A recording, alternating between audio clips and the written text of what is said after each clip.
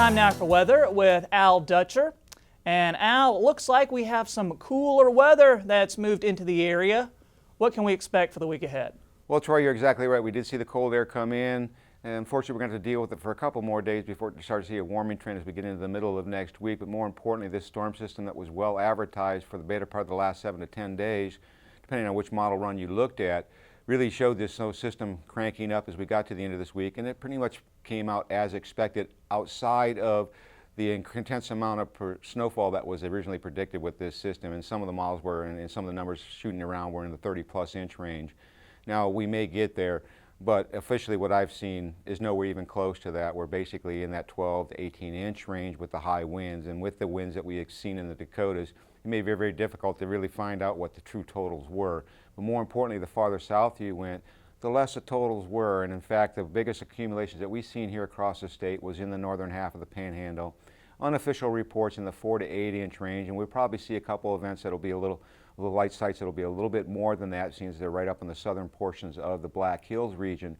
But overall, for the most of the state, we missed out on some significant moisture outside of some of the areas of eastern Nebraska that were caught in the early thunderstorm development Thursday morning before the cold front came in. And it's in that area between Lincoln and Omaha where we've seen some heavy precipitation break out during the early morning hours.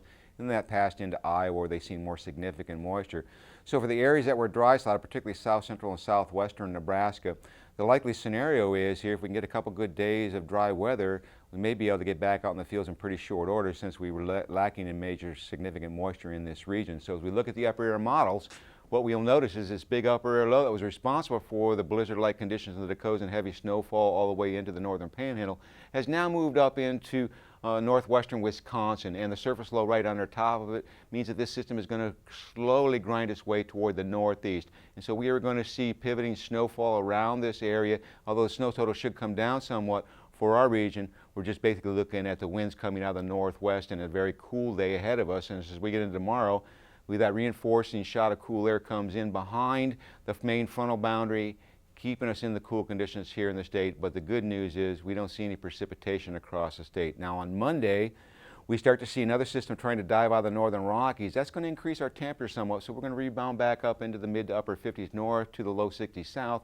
Low pressure sets up in the Texas Panhandle, but that cold front has shut off all the moisture that could be evected toward the north, so we're looking at a dry forecast. Tuesday, the system starts to strengthen as it moves toward the east. We get the northwest flow and pretty much a dry frontal boundary passage. Another high pressure moves in to reinforce some of the cool conditions, so we're going to drop back down into the 40s in the north to the mid 50s to the south, and some slight flurry activity possible in northeast Nebraska. Wednesday, we start to see rebound in the ridging pattern, bringing warmer weather to the western part of the state. Low pressure forms in the Panhandle, but again, no moisture source moving northward, so a dry forecast, and it looks like a dry forecast for the remainder of the week. As we get into Thursday, yet another system starts to move through quickly through the southern plains. This should generate some moisture with a surface low developing over the Texas Panhandle, but right now the models keep the moisture well to our south across portions of Kansas into points further south, and even then it's just a slight chance of moisture. On Friday, we get that trough digging a little deeper. That's going to shoot energy in an eastward fashion in toward the southern plains. Low pressure starts to develop in southeastern Colorado, another one in north central Texas. That's going to help to funnel some moisture up, and interacting with this jet stream should lay a foundation of precipitation to our south, none of it getting into Nebraska. The better news in the 8 to 14 day forecast is for next Tuesday, the following Tuesday, that we should see warmer temperatures at least across the central and eastern United States. Below normal, of course, with that trough coming in terms of precipitation, way overdone on precipitation as the main precipitation stays to our south. We should get a good 10 days of harvest weather, Troy.